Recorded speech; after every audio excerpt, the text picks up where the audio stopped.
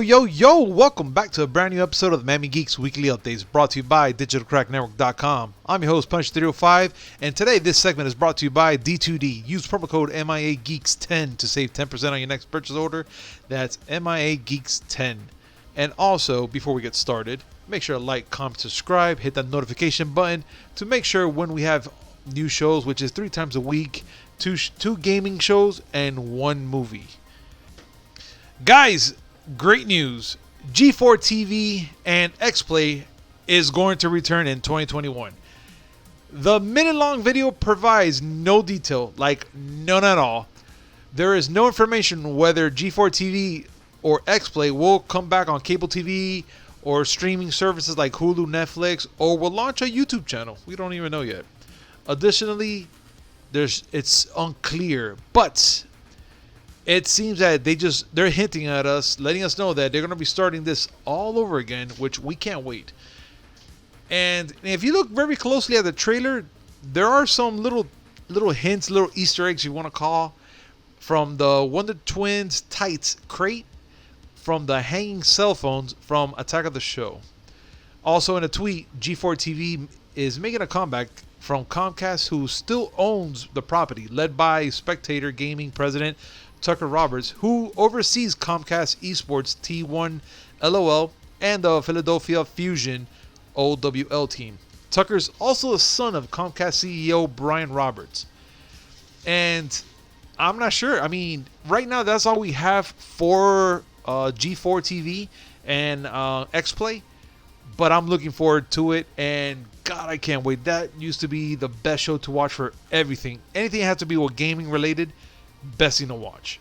Also, Phil Spencer suggests that the Game Pass likely will not come to the other consoles, meaning you guys can forget about the Xbox games with gold. It looks like it's not going to come. This means that we most likely will have to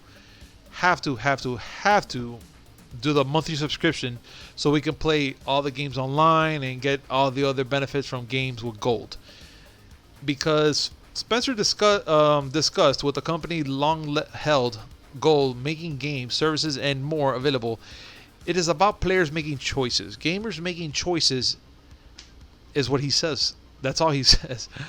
It's really not just offering choices for choice's sake, but offering gamers the ability to choose how they want to experience their platform and other games. And it's funny they say platform, because me and Willie were talking about the presentation they had this week, also the Xbox Showcase, which, let's be honest, it was just the same thing what they did last time, presenting all the games with very little gameplay, which they only showed maybe a handful of games with some gameplay, and that's it. And it was very small. But of course, they're going to start off with the main hitter, Halo Infinite, which they show you the whole press this button to play. You see the beginning with Master Chief. I mean, it looks fun. I'm not going to lie. It looks pretty fun, but it still didn't wow me. There were other games out there that pretty much called my attention other than that one.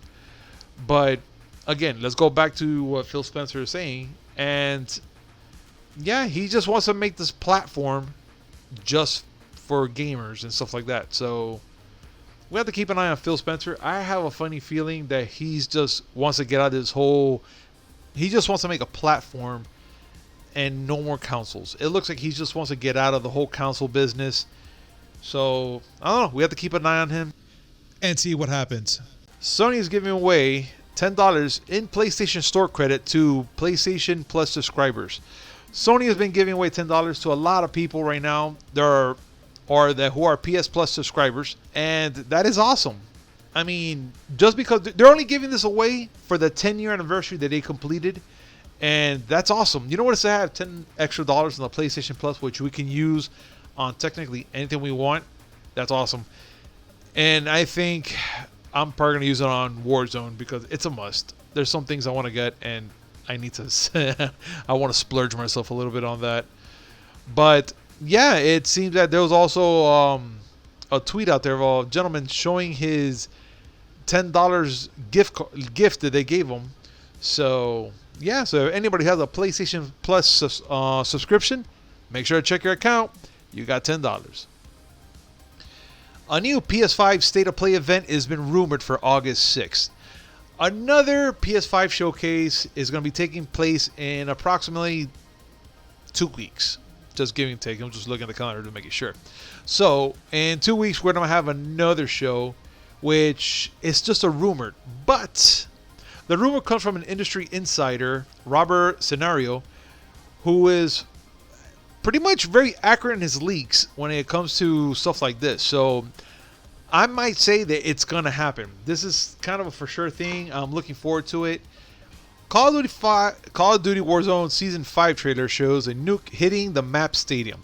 The video shows what looks like a security footage of the lounge area inside Footy Stadium, which has been closed off since Warzone released. There's only a few bar counters and bar stools and a giant logo embolized on the wall. As the camera pans out and it shows you a sharp bang rings out, and it just a glowing white light fades in, and then the screen just goes dark, no signal. And then a couple of like a smidge second later, you just see kind of like an aftermath type of thing. So I guess they're gonna hint that in season 5 we're gonna be getting nukes. I guess for the highest kill streak, you got to drop the bomb. Now I'm scared of going back into Warzone, being that I suck at the game. I'm just gonna get nuked on. I just know it. Or I'm gonna give that guy that one extra kill to get that nuke. I sense it. So let's see what happens. Ubi reveals PS5 and Xbox Series X game prices, and it's good. Good news, actually. A few weeks ago, we learned that the next gen versions of NBA 2K21 will retail for $70, which it left a lot of people pretty much wondering the future of gaming. Like, what, we got to pay $10 more now for all the future console gaming and stuff like that? But while we're talking about that, while the next games may eventually be $70, Ubisoft isn't ready to jack up the prices. So, in other words, Ubisoft does not want to give us the $70 price point for any of those games. They're pretty much saying that they're going to keep it at $60 even when the new systems come out. That's awesome. Shit. I mean, finally, Ubisoft does something right. Now, if they can stop jacking their prices for fucking other games, like buying add-ons and shit like that, it would be fucking wonderful. Perfect. Now, being that Ubisoft said that, I'm curious if other companies are going to do the same thing. Because, I mean, Ubisoft is Ubisoft. Let's just get that part out. But, how about the other gaming companies? You think that they're going to go back to the $60 point, or they're just going to keep riding the $70 wave? I really hope they go for 60 or hell, even 50. Right now, times are tough and we can't be spending that fucking money. We need it. Guys, I know it's a short podcast, but we're chock full of information here. And I just want to tell you guys, thank you so much for joining in. And again, this segment is brought to you by D2D. Use promo code MIAGeeks10 to save 10% on your next purchase order.